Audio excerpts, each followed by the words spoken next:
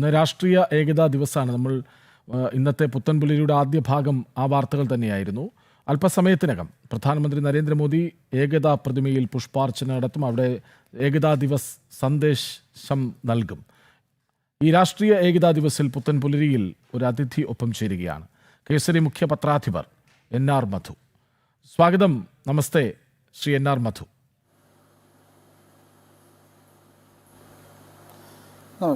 നമസ്കാരം. നമസ്കാരം. ഈ പുതിയ ഭാരതത്തിൽ എത്രമാത്രം പ്രാധാന്യമുണ്ട് ഇന്നത്തെ ഈ ദിവസത്തിന്?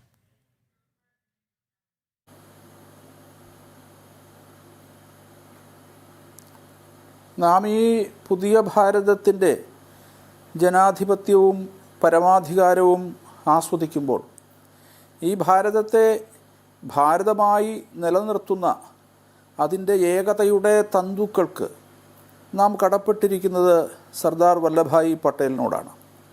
കാരണം നമുക്കറിയാം, സ്വാതന്ത്ര്യാനന്തരം ഭാരതം ഛിന്നഭിന്നമായി പോകും എന്നാണ് ബ്രിട്ടീഷുകാർ കരുതിയത്. അങ്ങനെ പോകാനുള്ള വിഷവിത്തുക്കൾ ഈ നാടിൻ്റെ മുക്കിനും മൂലയിലും നിക്ഷേപിച്ചിട്ടാണ് അവർ പിൻവാങ്ങിയത്. പക്ഷേ ഇന്ന് ലോക രാജ്യങ്ങളുടെ മുന്നിൽ അഖണ്ഡമായ ഭാരതം, അതിശക്തമായ ഭാരതം നിലകൊള്ളുന്നുണ്ടെങ്കിൽ അതിന് നാം കടപ്പെട്ടിരിക്കുന്നത് സർദാർ വല്ലഭായി പട്ടേലിനോടാണ്. 560-ൽ പരം നാട്ടുരാജ്യങ്ങൾ ഇവിടെ ഉള്ള സമയത്താണ് ഭാരതം സ്വതന്ത്രമാകുന്നത്. സ്വാഭാവികമായിട്ടും ഈ നാട്ടുരാജ്യങ്ങളെ ഒരു രാഷ്ട്രമായി സുഘടിതമായി കൊണ്ടുവരാൻ വേണ്ടിയിട്ട് പട്ടേൽ നടത്തിയ പരിശ്രമങ്ങൾ ചെറുതല്ല. പ്രത്യേകിച്ച് നെഹ്റുവിനെ പോലെയുള്ള ഒരു പ്രധാനമന്ത്രി ഉള്ള കാലമാണത്. നെഹ്റു നമുക്കറിയാം പട്ടേലിനെതിരായിരുന്നു. മഹാത്മാഗാന്ധിയുടെ മാനസപുത്രനായ നെഹ്റു പല നാട്ടുരാജ്യങ്ങളെയും ഏകോപിപ്പിക്കുന്നതിന് തടസ്സങ്ങൾ സൃഷ്ടിച്ചത് ചരിത്രത്തിൻ്റെ ഭാഗമാണ്. പ്രത്യേകിച്ച് ജമ്മു കാശ്മീരിൻ്റെ കാര്യം നമുക്കറിയാം, ഹൈദരാബാദിൻ്റെ കാര്യം അറിയാം. ഇതിനെയൊക്കെ വളരെ ക്ഷമയോടുകൂടി സമീപിക്കുകയും സാമദാന ഭേദദണ്ഡങ്ങൾ ഉപയോഗിച്ചുകൊണ്ട് പട്ടേൽ നടത്തിയ ഗംഭീരമായ പരിശ്രമമാണ് ഈ അഖണ്ഡ ഭാരതത്തെ സാക്ഷാത്കരിക്കാൻ കാരണമായത് എന്ന് കാണാൻ സാധിക്കും. അതേസമയം നെഹ്റു ഏറ്റെടുത്ത ദൗത്യമായിരുന്നു കാശ്മീരിൻ്റേത്. ഇന്നും നമുക്കതൊരു തലവേദനയായി തുടരുകയാണ്. ഹൈദരാബാദിൽ നൈസാം വിഘടനവാദമുയർത്തി സ്വതന്ത്ര രാഷ്ട്രമായിട്ട് നിലനിൽക്കാൻ ശ്രമിച്ചപ്പോൾ ഓപ്പറേഷൻ പോളോ പ്രഖ്യാപിച്ചു സർദാർ വല്ലഭായി പട്ടേൽ. അദ്ദേഹം വേറൊന്നും പറഞ്ഞില്ല. ഞാൻ 24 മണിക്കൂറിനകം ഹൈദരാബാദിൽ വിമാനമിറങ്ങും, ഇത്ര മാത്രമേ പറഞ്ഞുള്ളൂ. ആ സമയത്ത് ഭയന്ന് ഉറച്ചു പോയ നൈസാം വിമാനത്താവളത്തിൽ പട്ടേലിനെ സ്വീകരിക്കാൻ പഞ്ചപുച്ഛമടക്കി വന്നു നിന്നു നമുക്കറിയാൻ സാധിക്കും. ആ വിഷയം നെഹ്റു ആണ് കൈകാര്യം ചെയ്യാൻ പോയിരുന്നതെങ്കിൽ ഒരുപക്ഷെ മറ്റൊരു കാശ്മീരായി ഇന്ന് ഹൈദരാബാദ് തുടരുമായിരുന്നു. അപ്പോൾ ആ തരത്തിൽ അങ്ങേയറ്റം ഗാന്ധിയൻ്റെ ആദർശനിഷ്ഠകൾ പുലർത്തിയ വ്യക്തിയാണ് പട്ടേൽ. ഇന്ന് സത്യത്തിൽ നരേന്ദ്രമോദി അധികാരത്തിൽ വന്നതിന് ശേഷമാണ് പട്ടേലിനെ നമ്മൾ വേണ്ട രീതിയിൽ ബഹുമാനിച്ചു തുടങ്ങിയെന്ന് പറയാൻ സാധിക്കും. ഇപ്പോൾ ഗുജറാത്തിൽ ലോകത്തിലെ ഏറ്റവും ഉയരമുള്ള 184 അടി ഉയരമുള്ള ആ ഏകതയുടെ പ്രതിമ, statue of unity, statue of ലിബർട്ടിയെ പോലും വെല്ലുന്ന തരത്തിൽ തലയുയർത്തി നിൽക്കുന്ന ആ സ്റ്റാച്യു ഓഫ് യൂണിറ്റി, അത്തരത്തിലുള്ള ആദരവുകൾ പട്ടേലിന് ലഭിച്ചു തുടങ്ങിയത് സത്യത്തിൽ നരേന്ദ്രമോദി അധികാരത്തിൽ വന്നതിന് ശേഷമാണ് എന്ന് നമുക്ക് കാണാൻ സാധിക്കും. ചരിത്രത്തിൽ പട്ടേലിനെ ഈ പുതിയ ഭാരതത്തിൽ ഐക്യ ഭാരതത്തെ ചേർത്തു പിടിക്കുന്നു നമ്മൾ, അല്ലേ?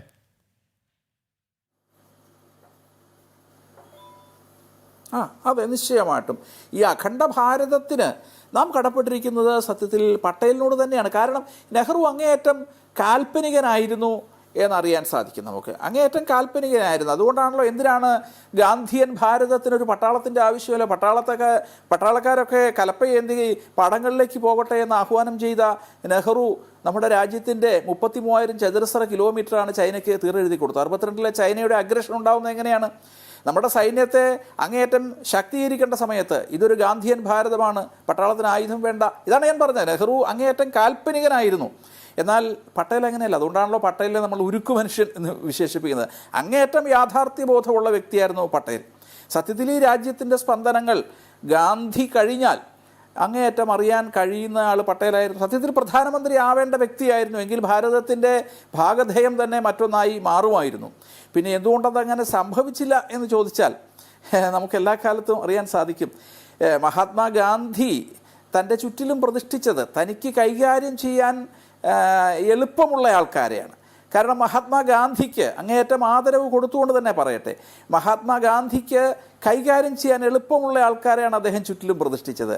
അദ്ദേഹം പട്ടേലിനെ ഒരു കൈ അകലത്തിൽ നിർത്തി, സുഭാഷ് ചന്ദ്രബോസിനെ 2 കൈ അകലത്തിൽ നിർത്തി, അതേപോലെ ഭീമറാവു അംബേദ്കറിനെ 3 കൈ അകലത്തിൽ നിർത്തി. എന്തുകൊണ്ടാണ്? ഇവരൊക്കെ അതിശക്തരായ വ്യക്തിത്വത്തിൻ്റെ ഉടമകളാണ്, ദൗർബല്യങ്ങൾ ഒട്ടുമില്ലാത്ത വ്യക്തികളാണ്.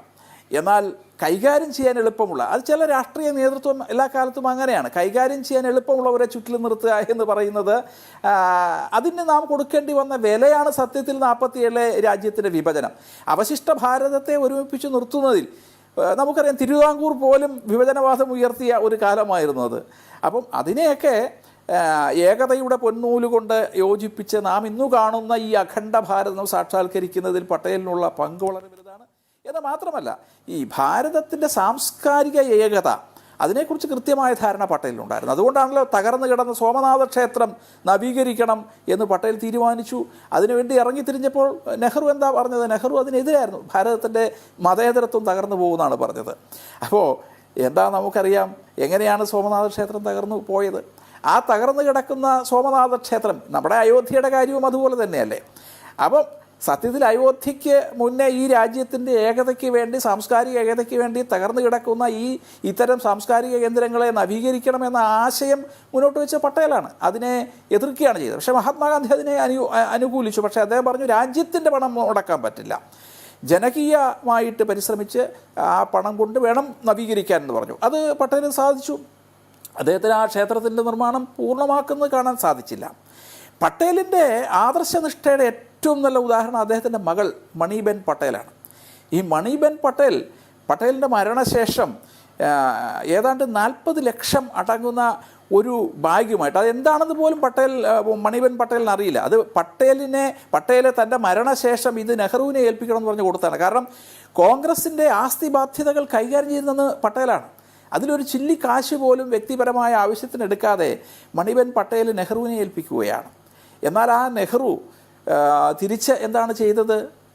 പട്ടേലിൻ്റെ മൃതദേഹം അവിടെ അടക്കം ചെയ്യാൻ വേണ്ടി കിടക്കുമ്പോൾ നെഹ്റു ആദ്യം പുറപ്പെടുവിച്ച ഉത്തരവ്, പട്ടേലിൻ്റെ ഓഫീസിലുള്ള ഏതെങ്കിലും ഉദ്യോഗസ്ഥന്മാർ പട്ടേലിൻ്റെ മൃതദേഹം കാണാൻ പോകണമെന്നുണ്ടെങ്കിൽ സ്വന്തം പണം മുടക്കി പോകണമെന്നാണ്. ഒരു പ്രതികാര ബുദ്ധിയോടുകൂടിയാണ് പട്ടേലിനോട് നെഹ്റു പെരുമാറിയത് എന്ന് കാണാൻ സാധിക്കും. ഇതൊക്കെ ചരിത്രത്തിൻ്റെ ഭാഗമാണ്. തൻ്റെ മകളെ പ്രധാനമന്ത്രിയാക്കാൻ വേണ്ടിയിട്ട് നെഹ്റു എത്രത്തോളം പരിശ്രമം നടത്തി. മണിബെൻ പട്ടേലിന് വേണമെങ്കിൽ അത്തരത്തിലുള്ള രാഷ്ട്രീയമായ കാര്യങ്ങളിലേക്ക് കടന്നു വരാമായിരുന്നു. പക്ഷേ മണിബെൻ പട്ടേലിൻ്റെ അവസാനത്തെക്കുറിച്ച് എല്ലാവർക്കും അറിയാം. ഗുജറാത്തിലെ തെരുവുകളിൽ അലഞ്ഞു തിരിഞ്ഞ് ഏതാണ്ട് ഒരു ഭിക്ഷക്കാരിയെ പോലെയാണ് അവർ കാലയവനയ്ക്കുള്ളിലേക്ക് മറഞ്ഞു പോയത്. അവരെ രാജ്യസഭയിലേക്ക് കൊണ്ടുവന്നെങ്കിലും കേവലം 1 രൂപ പ്രതിഫലം പറ്റിക്കൊണ്ടാണ് പ്രവർത്തിച്ചത്. അങ്ങനെ ഒരു ഗാന്ധിയൻ മൂല്യങ്ങൾ പുലർത്തിയ പട്ടേലും പട്ടേലിൻ്റെ മകളും ചരിത്രത്തിൽ തമസ്കരിക്കപ്പെടുകയും ഗാന്ധിയൻ മൂല്യങ്ങൾ ജീവിതത്തിൽ ഒരിക്കലും പകർത്താത്ത നെഹ്റു രാജ്യത്തിൻ്റെ ഭരണാധികാരം കൈയാളുകയും എന്ന് മാത്രമല്ല ഒരു ഡൈനാസ്റ്റിയായി മാറുകയും ഒരു രാജകുടുംബത്തിൻ്റെ പരമ്പര പോലെ നെഹ്റു കുടുംബം പിന്നീട് ഗാന്ധി എന്ന അപരനാമം സ്വീകരിച്ചുകൊണ്ട് ഗാന്ധിയെപ്പോലും മാർക്കറ്റ് ചെയ്തുകൊണ്ട് ഈ രാജ്യത്തിൻ്റെ ഭരണസിരാകേന്ദ്രത്തിൽ ഒരു ഇത്തിൽക്കണ്ണി പോലെ തുടരുകയും ഈ അടുത്ത കാലത്ത് മാത്രമാണ് അതിനൊരു അറുതി വരുത്താൻ സാധിച്ചത്. അപ്പോൾ നെഹ്റുവിനെയും പട്ടേലിനെയും താരതമ്യം ചെയ്യുമ്പോൾ ഇന്നും നമുക്ക് തലവേദന അവശേഷിപ്പിക്കുന്ന ഈ അടുത്ത കാലം വരെ സങ്കീർണമായിരുന്ന കാശ്മീർ, അത് നെഹ്റുവിൻ്റെ സൃഷ്ടിയാണെങ്കിൽ ഈ രാജ്യത്തിൻ്റെ അഖണ്ഡ ഭാരതത്തിൻ്റെ സൃഷ്ടിക്ക് സർദാർ വല്ലഭായ് പട്ടേലാണ് കാരണക്കാരൻ എന്ന് നമുക്ക് മനസ്സിലാക്കാൻ സാധിക്കും. അതുകൊണ്ട് ഈ പട്ടേലിൻ്റെ 150ാം ജയന്തിയിൽ നമ്മളിപ്പോൾ രാഷ്ട്രത്തിൻ്റെ ഏകതാ ദിവസ് ആചരിക്കുകയാണ്. അത് എന്തുകൊണ്ടും അങ്ങേറ്റം അനുയോജ്യമായ ഒരു തീരുമാനമാണ്. നാം ഈ ലോകത്തിൻ്റെ മുന്നിൽ ഇന്ന് കരുത്തുള്ള ഒരു രാഷ്ട്രമായി മാറിയതിൻ്റെ പിന്നിൽ പോലും പട്ടേലിൻ്റെ ദീർഘവീക്ഷണം. മധു, അതായത് അങ്ങ് പറഞ്ഞു വരുന്നത് ഒരുപക്ഷെ വിഘടിതമാകുമായിരുന്ന നമ്മുടെ ഭൂപടത്തെ ചേർത്തു വെച്ചൊരാൾ, അതാണ് പട്ടേൽ.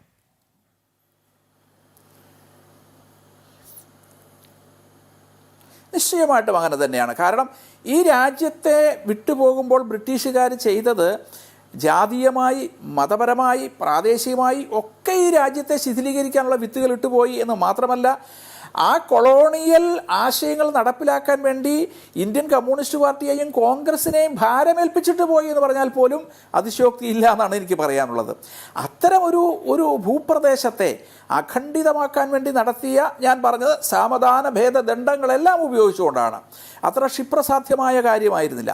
പട്ടേലല്ല ഈ ദൗത്യം ഏറ്റെടുക്കുന്നതെങ്കിൽ ഒരുപക്ഷെ ഭാരതം ശിഥിലമായി പോവുക തന്നെ ചെയ്യുമായിരുന്നു എന്ന കാര്യത്തിൽ യാതൊരു തർക്കവുമില്ല. അതുകൊണ്ടാണ് ഈ രാഷ്ട്രത്തിൻ്റെ ഏകതയുടെ ധീരപുരുഷൻ എന്ന് ചരിത്രം രേഖപ്പെടുത്താൻ അർഹതയുള്ള ആളാണ് പട്ടേൽ എന്ന് പറയുന്നത്. ശ്രീ എൻ ആർ മധു, ഈ പട്ടേലിൻ്റെ ദീർഘവീക്ഷണത്തിൻ്റെ പ്രതിഫലനമാണോ ഈ നമ്മുടെ സാംസ്കാരിക വൈവിധ്യങ്ങളുടെ പ്രതിഫലനം അല്ലെങ്കിൽ ഏകോപനം?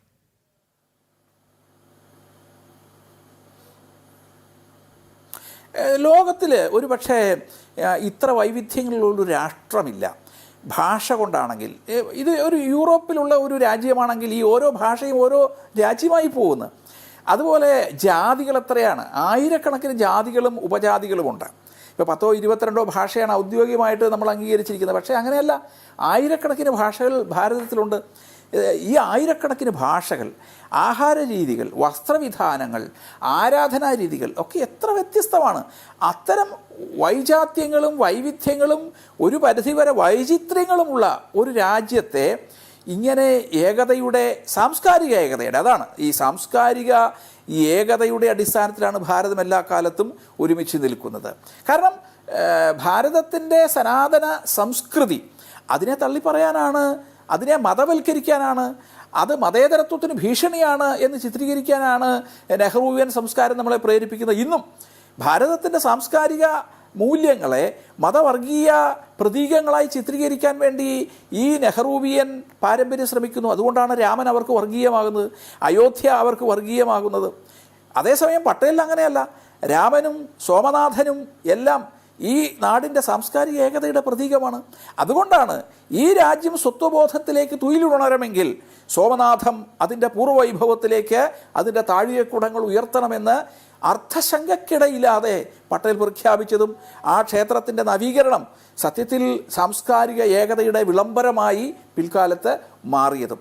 അപ്പോൾ സാംസ്കാരിക ഏകതയുടെ അടിസ്ഥാനത്തിലാണ് ഭാരതം എന്ന രാഷ്ട്രം ഇന്ന് നിലനിൽക്കുന്നത്. ആ സാംസ്കാരിക ഏകതയുടെ ഘടകങ്ങളെ വർഗീയമെന്ന് വിശേഷിപ്പിക്കാനാണ് എല്ലാ കാലത്തും നെഹ്റുവിയൻ സംസ്കാരം, കോൺഗ്രസ് സംസ്കാരം നമ്മളെ പഠിപ്പിച്ചിട്ടുള്ളത്. അപ്പം അതുകൊണ്ട് രാജ്യത്തിൻ്റെ ഏകതയുടെ കാര്യം ചർച്ച ചെയ്യുമ്പോൾ അത് സത്യത്തിൽ പട്ടേൽ തന്നെയാണ് അതിന് നേതൃത്വം വഹിച്ചതെന്ന് നമുക്ക് പറയേണ്ടി വരും. ആ പട്ടേലിനെ തമസ്കരിക്കാൻ ശ്രമിച്ചു എന്നുള്ളതാണ്. അത് നെഹ്റുവും ഇന്ന് ഗാന്ധി കുടുംബം എന്ന പേരിൽ ഈ രാജ്യത്തിൻ്റെ അധികാരം എല്ലാ കാലത്തും കൈയാളണമെന്ന് ആഗ്രഹിക്കുന്ന കോൺഗ്രസിൻ്റെ പാരമ്പര്യവും ഇത്തരം ദേശീയ നേതൃത്വത്തെ തമസ്കരിക്കാൻ ശ്രമിച്ചിട്ടുണ്ട്. ഞാൻ സൂചിപ്പിച്ചല്ലോ, അത് പട്ടേലിൻ്റെ കാര്യത്തിലാണെങ്കിലും അത് ഭഗത് സിംഗിൻ്റെ കാര്യത്തിലാണെങ്കിലും അല്ലെങ്കിൽ അംബേദ്കറുടെ കാര്യത്തിലാണെങ്കിലും സുഭാഷ് ചന്ദ്രബോസിൻ്റെ കാര്യത്തിലാണെങ്കിലും അവർക്ക് കൈകാര്യം ചെയ്യാൻ ബുദ്ധിമുട്ടുണ്ടായിരുന്ന എല്ലാവരെയും തമസ്കരിക്കാനും അവരുടെ തിട്ടൂരങ്ങൾക്ക് വഴങ്ങി ജീവിക്കുന്നവരെ അല്ലാത്തവരെ എല്ലാവരെയും ഇല്ലായ്മ ചെയ്യാനും ഒക്കെ ശ്രമിച്ച ഒരു പാരമ്പര്യം കോൺഗ്രസ്സിനുണ്ട്. അത്ര സാത്വികമായ ഗാന്ധിയൻ പാരമ്പര്യമൊന്നുമല്ല കോൺഗ്രസ്സിന് ഉണ്ടായിരുന്നത് എന്ന് നമുക്കറിയാം. അതിന് രാജ്യം വലിയ വില കൊടുക്കേണ്ടി വന്നു. നമുക്കറിയാം 5-5.5 ലക്ഷത്തോളം ആൾക്കാർ വിഭജനത്തിൽ കൊല്ലപ്പെട്ടുവെങ്കിൽ അതിന് ഇത്തരത്തിലുള്ള വഴുവഴുപ്പൻ നയങ്ങൾ പിന്തുടർന്ന കോൺഗ്രസ് പാരമ്പര്യമാണ് അതിൻ്റെ കാരണം എന്ന് നമുക്കറിയാൻ സാധിക്കും. എന്താണെങ്കിലും അവശിഷ്ട ഭാരതം, സ്വാതന്ത്ര്യാനന്തര ഭാരതം ഇന്ന് ലോകത്തിൻ്റെ മുന്നിൽ കരുത്തോടുകൂടി തല ഉയർത്തി നിൽക്കുന്നുണ്ടെങ്കിൽ അതിന് കാരണം പട്ടേലാണ്. പട്ടേലിൻ്റെ പാരമ്പര്യം ഇന്ന് തുടരുന്നത് നരേന്ദ്രമോദിയാണ്. ഇന്ന് സാംസ്കാരിക ഏകതയുടെ പ്രതീകങ്ങളെ ഉദ്ധരിക്കൽ മാത്രമല്ല നരേന്ദ്രമോദി ചെയ്യുന്നത്. ഭൗതികമായ സാഹചര്യങ്ങൾ, ഒരു രാഷ്ട്രത്തിൻ്റെ ഏകതയ്ക്ക് ഭൗതികമായ സാഹചര്യങ്ങൾ പരമപ്രധാനമാണ്. അത് റോഡുകളുടെ രൂപത്തിൽ, റെയിൽ പാളങ്ങളുടെ രൂപത്തിൽ, ഇൻ്റർനെറ്റ് കണക്ടിവിറ്റിയുടെ രൂപത്തിൽ, ഭൗതികമായ അർത്ഥത്തിൽ രാഷ്ട്രത്തിൻ്റെ ഏകത ഇന്ന് പുലർത്താൻ വേണ്ടി ഇത്തരം പരിശ്രമങ്ങൾ നമുക്കറിയാം. നമ്മുടെ വടക്കുകിഴക്കൻ സംസ്ഥാനങ്ങളിലേക്ക് ട്രെയിൻ എത്തിയത് എപ്പോഴാണ്? ഇൻ്റർനെറ്റ് കണക്ടിവിറ്റി ലഭിക്കുന്നത് ഇപ്പോഴാണ്. സ്വാതന്ത്ര്യം കിട്ടിയിട്ട് എത്ര വർഷങ്ങളായി? അപ്പോൾ വടക്ക് കിഴക്കൻ സംസ്ഥാനങ്ങളൊക്കെ നേരിട്ട അവഗണനയുടെ ഭാഗമാണല്ലോ ഇന്ന് അവിടെയൊക്കെ ഉണ്ടായി വന്ന വിഘടനവാദ തീവ്രവാദ പ്രവർത്തനങ്ങൾ. ഇന്ന് ആ വിഘടനവാദ തീവ്രവാദ പ്രവർത്തനങ്ങൾ ഒരു പരിധിവരെ അവസാനിപ്പിക്കാനും ദേശീയ മുഖ്യധാരയോടൊപ്പം ചേർന്ന് നിൽക്കാനും വടക്ക് കിഴക്കൻ സംസ്ഥാനങ്ങൾ തയ്യാറാകുന്നുണ്ടെങ്കിൽ പട്ടേൽ മുന്നോട്ട് വെച്ച ആ ഏകതയുടെ സംസ്കാരത്തെ പ്രായോഗിക രൂപത്തിൽ അവതരിപ്പിക്കാൻ കഴിയുന്ന ഒരു പ്രധാനമന്ത്രിയും ഒരു ദേശീയ നേതൃത്വവും ഭാരതത്തിനുണ്ടായതാണ്. അതാണ് ഞാൻ പറഞ്ഞത്. ഇന്നത്തെ കാലത്ത് രാജ്യത്തിൻ്റെ അഖണ്ഡത പരിപാലിക്കുന്നതിൽ ഈ റെയിൽ കണക്ടിവിറ്റി, റോഡ് കണക്ടിവിറ്റി, അതുപോലെ ഇൻ്റർനെറ്റ് കണക്ടിവിറ്റി, ഈ 3 കണക്ടിവിറ്റികളാണ്, ഈ 3 ഘടകങ്ങളാണ്. അത് ഏറ്റവും അധികം മുന്നോട്ട് കൊണ്ടുവന്നത് നരേന്ദ്രമോദി സർക്കാരാണെന്ന് കാണാൻ സാധിക്കും. സാംസ്കാരിക ഏകതയുടെ കാര്യത്തിലാണെങ്കിലും, അത് അയോധ്യയുടെ കാര്യത്തിലാണെങ്കിലും, രാമജന്മഭൂമിയുടെ കാര്യത്തിലാണെങ്കിലും, ഇനി സോമനാഥ ക്ഷേത്രത്തിൻ്റെ കാര്യത്തിലാണെങ്കിലും, ദ്വാരകയുടെ കാര്യത്തിലാണെങ്കിലും, ഇത്തരം സാംസ്കാരിക കേന്ദ്രത്തിലേക്കുള്ള തീർത്ഥാടനത്തിൻ്റെ ആ സൗകര്യങ്ങൾ വർദ്ധിപ്പിക്കുന്നതിൽ ഒക്കെ നരേന്ദ്രമോദി എടുക്കുന്ന പ്രയത്നം ചെറുതല്ല. അതുകൊണ്ടാണ് ഞാൻ പറഞ്ഞത്, പട്ടേലിൻ്റെ പാരമ്പര്യത്തിൻ്റെ നേറവകാശി ഇന്ന് നരേന്ദ്രമോദിയാണ്, നരേന്ദ്രമോദി നയിക്കുന്ന ഗവൺമെൻറ്റാണ്. അപ്പോൾ അതുകൊണ്ട് നമ്മുടെ അഖണ്ഡതയ്ക്ക് നാം കടപ്പെട്ടിരിക്കുന്നത് സർദാർ വല്ലഭായ് പട്ടേലിനോടാണ്. ആ അഖണ്ഡതയിൽ ഏറ്റ പരിക്കുകളുടെ കാരണം അത് കോൺഗ്രസിൻ്റെ ഈ കപട മതേതരത്വ നിലപാടുകളും നെഹ്റുവിൻ്റെ അങ്ങേയറ്റം കാൽപ്പനികമായ ചില കീഴ്വഴക്കങ്ങളും ഒക്കെ ആയിരുന്നു എന്ന് നമുക്ക് കാണാൻ സാധിക്കും. ഈ ഏകതയുടെ ദിവസത്തിൽ പട്ടേലിൻ്റെ ആ സ്മൃതികൾക്ക് മുന്നിൽ രാഷ്ട്രം ആദരാഞ്ജലി അർപ്പിക്കുകയാണ്. ശ്രീ എൻ.ആർ. മധു, ഒരു കാര്യം കൂടി ചോദിച്ചോട്ടെ. അതായത് ഈ മാറ്റി നിർത്താൻ ശ്രമിച്ചവർക്ക്, മറച്ചു പിടിക്കാൻ ശ്രമിച്ചവർക്ക്, അവഗണിച്ചവർക്ക് ഉള്ള മറുപടി കൂടിയല്ലേ ഈ ദിവസം?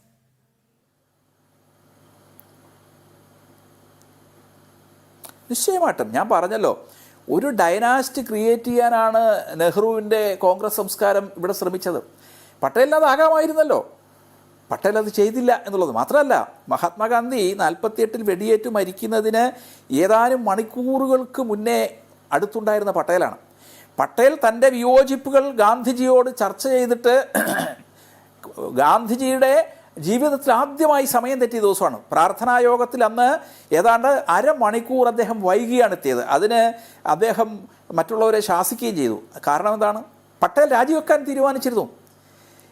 ആ പട്ടേൽ രാജിവെക്കാൻ തീരുമാനിച്ചത് നെഹ്റുവിൻ്റെ അങ്ങേയറ്റം വങ്കത്തരങ്ങൾ നിറഞ്ഞ ഏകാധിപത്യപരമായ നിലപാടുകൾ കാരണമാണ് പട്ടേൽ രാജിവെക്കാൻ തീരുമാനിച്ചത്. മഹാത്മാഗാന്ധി ആശ്വസിപ്പിച്ച് എല്ലാത്തിനും പരിഹാരമുണ്ടാക്കാമെന്ന് പറഞ്ഞ് ആ അവസാന നിമിഷങ്ങളിൽ ഇവർ തമ്മിലുള്ള പ്രശ്നങ്ങൾ ഒത്തുതീർക്കാൻ വേണ്ടിയുള്ള പരിശ്രമമാണ് മഹാത്മാഗാന്ധി നടത്തിയത്. ഒരുപക്ഷെ 48-ൽ ഗാന്ധിജി കൊല്ലപ്പെട്ടില്ലായിരുന്നെങ്കിൽ പോലും ഇത്തരത്തിൽ ഒരു വലിയ പരിവർത്തനം നമുക്ക് പ്രതീക്ഷിക്കാമായിരുന്നു. എന്താണെങ്കിലും തമസ്കരിക്കാൻ പിന്നീട് നമുക്കറിയാം, നെഹ്റുവിൻ്റെ ഏകാധിപത്യമാണ് പിന്നീട് ഉണ്ടായത്, ഇന്ദിരയുടെ ഏകാധിപത്യം. അതിനുശേഷം രാജീവിൻ്റെ കയ്യിലേക്ക് ഭരണം പോകുന്നു. ഇനി രാഹുൽ ഗാന്ധിയെ പ്രധാനമന്ത്രിയാക്കണം എന്നാണ്. അതായത് ഒരു ഡൈനാസ്റ്റിയാണ്, ഒരു രാജകുടുംബത്തിൻ്റെ രീതിയിലാണ് തലമുറയായി അധികാരം കൈയാളണം എന്നാണ് പറഞ്ഞത്. അതേസമയം പട്ടേൽ എന്താ ചെയ്ത്?